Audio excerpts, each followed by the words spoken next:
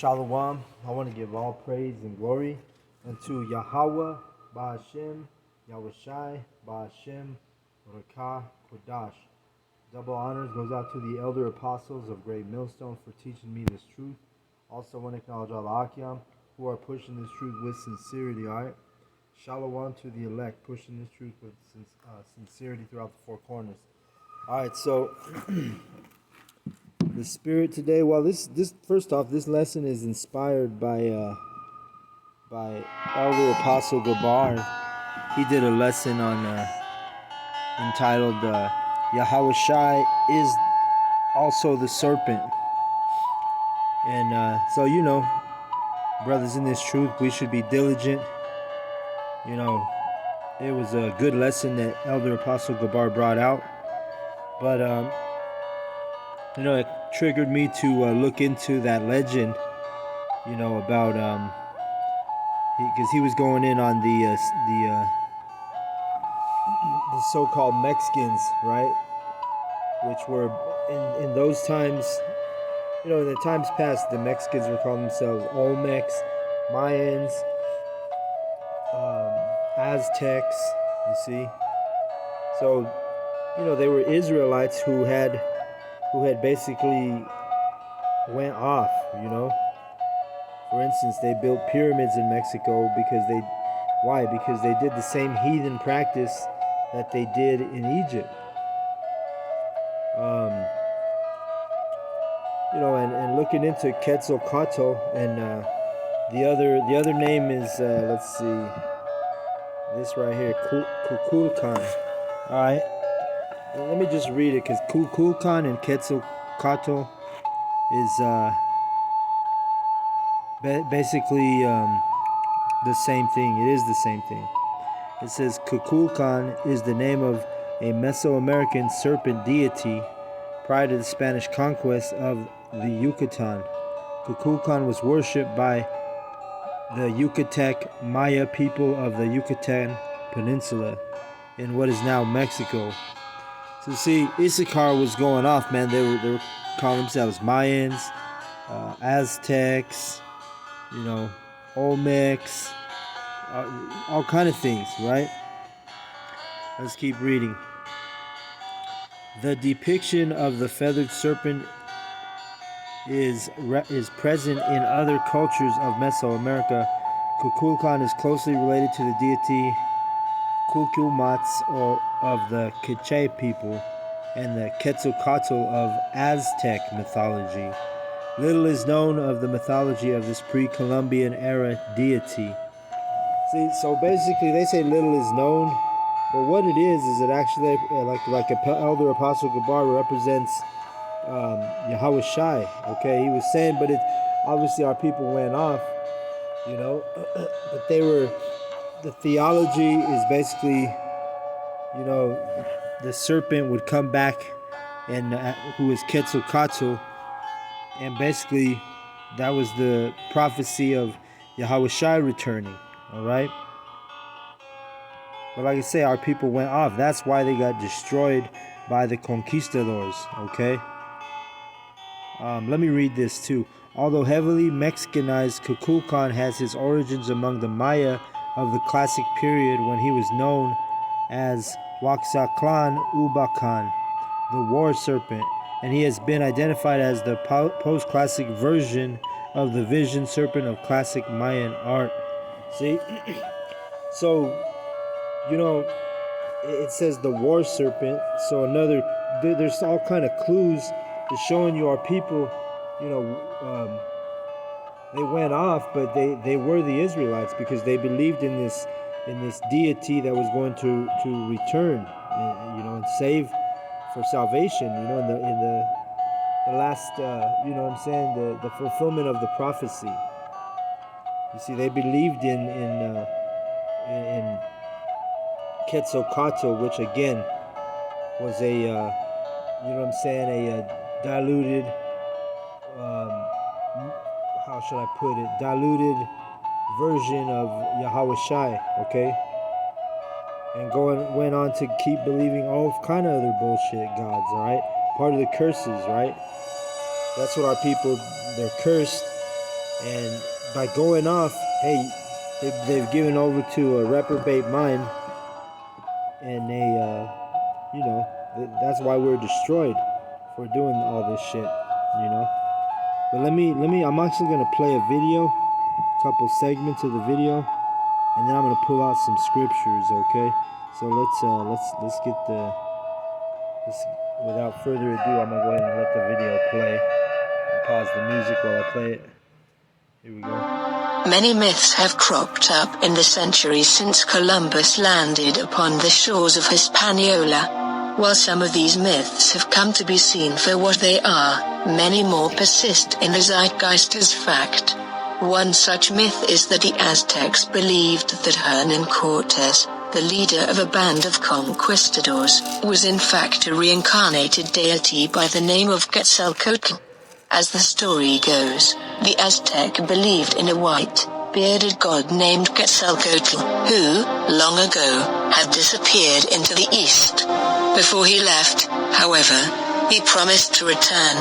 When Cortes and his crew of Spaniards came ashore in Mexico in 1519, many thought they were gods. And when their march inland took them to the Aztec emperor's doorstep, he recognized who Cortes truly was. A pious man, Montezuma proclaimed Cortes was in fact Quetzalcoatl himself, come to fulfill the prophecy. So you see, our people, and Montezuma, he was a emperor of oh man, I think he was Aztec emperor, but you know, you can correct me if I'm wrong on the comment board. But anyway, that's not the point. But our people, this is how destroyed they were, especially even before the Edomite got here to destroy them. They were destroying themselves and making themselves filthy by going off, not worshiping the true power of Yahawashi. They went off, they were calling themselves different names. They weren't calling themselves Israelites, the tribes of Israel, Instead, they were calling themselves all these other bywords, Mexicans, Aztecs, Olmecs, Mayans, all these different bywords. And so this is punishment, right? This is why Yahawashi sent the Edomite to destroy them. But the thing is some of our people were in. When I would say that, not some of our people, I'm going to say that 2/3 were so destroyed in their mind that they thought some of these 2/3 thought the Edomites were the gods coming back, was Yahawashi coming back. They thought Montezuma thought that Cortez was Quetzalcoatl, and again, Quetzalcoatl is a representation of Yahawashi, okay, the serpent, the dragon. So there's so many precepts to pull out with this. Let me figure out where I'm going to start here. Let me see. Let me start at Deuteronomy. Let me actually go to the scripture so you can see it, and then I'll come back to that video because I want to pull out some more out of that video. But this is Deuteronomy 28. And we're going to go down to 36.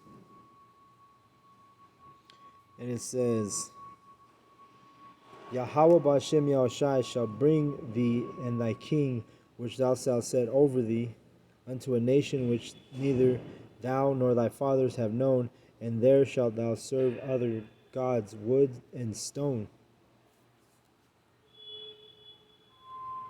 In verse 37, and thou shalt become an astonishment, a proverb, and a byword among all nations whither Yahweh Ba'Shem Yahawashi shall lead thee. All right, so the northern kingdom, who was calling themselves Aztecs, Mayans, Olmecs, and whatnot, they were. This is what happened to them. Yahweh Ba'Shem Yahawashi set a king over them, which their fathers never knew. You see, and that king and that would have been the Edomite, coming over to destroy them. And then let's get some more. 41. Thou shalt beget sons and daughters, but thou shalt not enjoy them, for they shall go into captivity. And this happened to both northern and southern kingdom, Israel. All right, we both went into captivity, right? Ephraim and what is it? Israel or Ephraim and Judah went into captivity together. This is what it is: northern and southern kingdom going into captivity together. Let's see. It's 245. Moreover, all these curses shall come upon thee, and shall pursue thee, and overtake thee, till thou be destroyed, because thou hearkenest not unto the voice of Yahweh thy power, to keep his commandments, his statutes, which he commanded thee. See, so, northern and southern kingdom both went off, and we've been destroyed. This explains why we're under the curses to this day. You see, but the some of the northern kingdom, 2/3, they actually were so destroyed that they thought that the Edomite Cortez, the Spaniard Hernan Cortez, they thought he was. Some of them thought he was a god. They thought he was the Quetzalcoatl. You see, which again, Quetzalcoatl represents Yahawashi. Okay. Let me see here. Let's read 48. And Yahweh B'Hashem Yahawashi shall bring a nation against thee from far, from the end of the earth, as swift as the eagle flieth, a nation whose tongue thou shalt not understand, a nation of fierce countenance, which shall not regard the person of old, nor show favor to the young. Alright, so this nation, in this case, is talking about the Spaniards, the conquistadors. Alright, when you go up further north, that's Gad was destroyed by the Europeans, the British and whatnot. So once the Europeans, the Edomites, came to the Americas and started to destroy our people, it was fulfillment of prophecy. All right, that's why Deuteronomy 28:49 says, Yahweh B'Hashem Yahawashi shall bring a nation against thee from far, from the end of the earth, as swift as the eagle flieth. Dealing with, the Edomites, they raise themselves up as the eagle in all of their dominion. Okay, whether it be Rome, Greece, America, it's all the eagle. You see, a nation whose tongue thou shalt not understand, because our people were speaking all kinds of dialects, different dialects by the time they been in the Americas long enough, because our original language is Hebrew, but then when we got to the Americas, by that time, man, our people went off so bad, even the language was defiled, you see. And so when the Spaniards came over speaking Latin and Spanish, later on in up further north in North America, where the United States is, the British came over speaking English. So our tribes, our people didn't understand the language that they spoke, you see. But with that being said, Christopher Columbus, he brought Hebrew translators because he knew the Israelites were in the Americas because of the book of Esdras. Okay, so let me go back to the video and play a little bit more, and then I'm gonna bring out some more scripts. So let's jump to 6 minutes in the video. Let's see, I think that's where it was.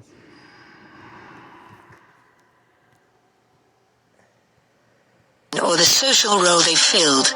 Eventually, Nahuatl speakers denoted the Spaniards as Caxtiltca, or people of Castile, but that was years in the future. For now, no one knew from whence the Spanish had come, and so could not label them in traditional fashion. It seems, however, that many people in the region were impressed with Spanish guns and horses.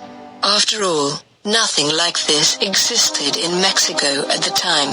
When the Spanish recorded the interactions they had with the various peoples of central Mexico, they noted that these people called them Totl, In Nahuatl, total can mean God, and this was the translation the Spaniards latched onto. But total had other meanings as well. As historian Matthew Restall explains, it could be combined with other words to qualify them not as specifically godly or godlike, but as fine, fancy, large, powerful, and so on. Impressed by the horses and goods the Spanish brought with them, the people who met Cortes on his march inland surmised the Europeans were important people, and, lacking any other way to distinguish them in speech, used the word total to denote this, which later Spanish chroniclers misinterpreted as God. Not so. Alright, so you see some of these Aztecs, Mayans, Olmecs, they were actually looking at the Spanish as gods, right? And that would have been the 2/3. And really, this is when our people were in darkness, because Yahawashi wasn't dealing with anybody from Israel at that time, right? Because this was before Yahawashi healed the nation of Israel, man. So when we go into, I'm going to bring out Thessalonians, because it talks about our people just being so destroyed that, to the point, I mean, come on, you think the Edomites are the gods, you see? Because of their horses and their military prowess, you see, their guns and whatnot. But let me read this. It says, let's see here. Even him, no, wait, here we go. Well, yeah, let's start there. That's the spirit. And just give me just 1 second. It says, even him whose coming is after the working of Satan, with all power and signs of lying wonders. See, they saw all the power the Edomite had when the conquistadors came to what was now today called Mexico. And like I say, the 2/3 literally thought this was Quetzalcoatl, which again is a representation of Yahawashi. Verse 10, and with all deceivableness of unrighteousness in them that perish, because they receive not the love of the truth, that they might be saved. And for this cause Yahweh shall send them strong delusion, that they should believe a lie, that they all might be damned, who believed not the truth, but had pleasure in unrighteousness. I mean, because our people were going off so bad at that point. They were calling on a corn god. They were honoring corn gods. All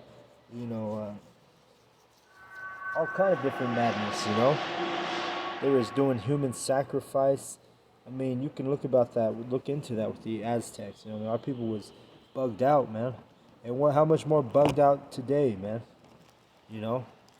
So-called Mexicans, yeah, they're bugged out on Jesus Christ now. So let me go ahead and fast forward this till about I think it was the 12th minute. Let's go more into this, because like I said, our people were so bugged out. They thought that some of the Edomites were God. They thought Hernan Cortes was in fact himself Quetzalcoatl in the flesh. And it talks about reincarnation. Why is that? Why did they think Hernan Cortes was Quetzalcoatl in the reincarnation? Because why? Because our people knew and understood reincarnation. You see, so they literally thought he was Quetzalcoatl. All right, that's why Yahweh Bashim Yashai destroyed our people, man. They had that strong delusion, and they still have the strong delusion. If you're worshiping Cesare Borgia or Jesus Christ, aka, then guess what? You're under strong delusion, man. Let's play this. Composed by young Aztec scholars in the decades following the conquest, we see the following depiction of Montezuma preparing for Cortes's arrival. When Moctezuma heard the news, he immediately sent people for the reception of Quetzalcoatl, because they thought it was him who was coming, because they were expecting him daily. Reasons for expecting him daily, man. That's how the men of the Lord are, man. We expecting Yahawashi daily, right? That this is the kind of mindset that these people had, when these conquistadors arrived on the scene, man. so delusionized that they thought it was a righteous thing when some of these conquistadors arrived on their land and colonialized them. Let me keep playing. Believing even though the form of the court is as Quetzalcoatl myth so many of us were taught as children didn't come about until the 1560s, some 40 years following the fall of the Aztec Empire. Both European and Noah populations had reason to buy into it. By the time the Florentine Codex was published, the days of the conquistadors were long gone and Spain's New World Empire established. For some Europeans, the notion of indigenous inferiority sufficed as an explanation for the success of the Spanish conquistadors. Other Spaniards who immigrated to the colony built on the ruins of the Aztec Empire, known as New Spain, undoubtedly observed the unjust treatment the indigenous populations faced at the hands of the Spanish Empire. Luckily, the Quetzalcoatl myth helped to assuage, at least in part, whatever guilt colonists may have felt. As historian Camilla Townsend put it, the myth showed that the Europeans had not only been welcomed, they had been worshipped. The Noah had the opposite question to answer: how did we fall from power? The Noah who helped Sahagun create the Florentine Codex knew the indigenous populations of the New World were not inferior to the Europeans. After all, their ancestors had built the most sophisticated city in the world, Tenochtitlan, and the Aztec Empire had never before known defeat. And on top. All right, so you see that our people were literally thinking that these Edomites were gods, like it says here in the video. But the thing is they were going off. They was doing Quetzalcoatl. They weren't calling the name of Yahawashi. They had forgotten their way. They was worried about Quetzalcoatl returning. So again, Quetzalcoatl represents a serpent in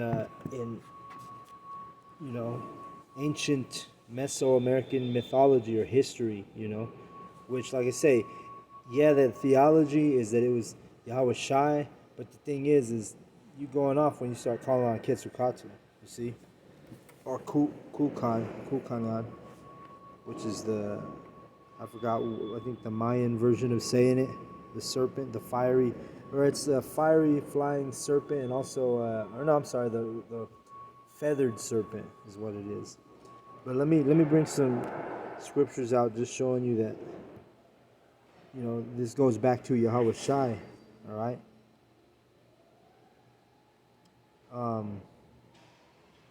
Let's see. Let's go to Numbers 21, and I'll start at 6. And Yahweh Hashem Yahushai sent fiery serpents among the people, and they bit the people, and much people of Israel died. Therefore the people came to Moses and said, We have sinned, for we have spoken against Yahweh and against thee. Pray unto Yahweh that he take away the serpents from us. And Moses prayed for the people, and Yahweh said unto Moses, Make thee a fiery serpent, and set it upon a pole, and it shall come to pass that every one that is bitten, when he looketh upon it, shall live. And Moses made a serpent of brass, and put it upon a pole, and it came to pass that if a serpent had bitten any man, when he beheld the serpent of brass, he lived. Okay, so this is that representation of Yahawashi. Okay, because when we go to John 3:17, what's it say? Let's see. He's comparing. Let me see.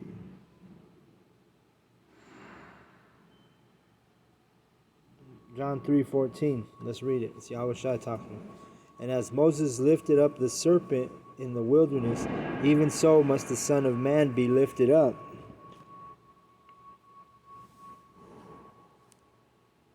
that whosoever believeth in him should not perish but have eternal life. You see? So this is showing you the serpent was a representation of Yahawashi in the wilderness. When our people left Egypt and was getting killed by the serpents, then Yahweh told Moses to make a brass serpent and lift it up, and whoever, just like the brass serpent was lifted up, that's how will the Son of Man be lifted up, which is Yahawashi. Alright? So that shows you that serpent, that the Mayans, Aztecs, Olmecs, all those Mesoamerican tribes, like they call them, or nations, they were actually, that was that same serpent, Yahawashi. See, but they were calling it Quetzalcoatl and Kulakan. You know, you could look into those, go watch those, stories, the mythology of those serpents that our people were worshiping. You know, but like I said, that shows you how strong delusion the 2/3 are, man. They thought these Edomites were gods when they showed up on the scene. You know. Another thing I want to show you real quick, because like I say, our people, and I'm talking about these so-called Mexicans, what do you call it? Central America, Mesoamerica as it's called. Basically, let's see.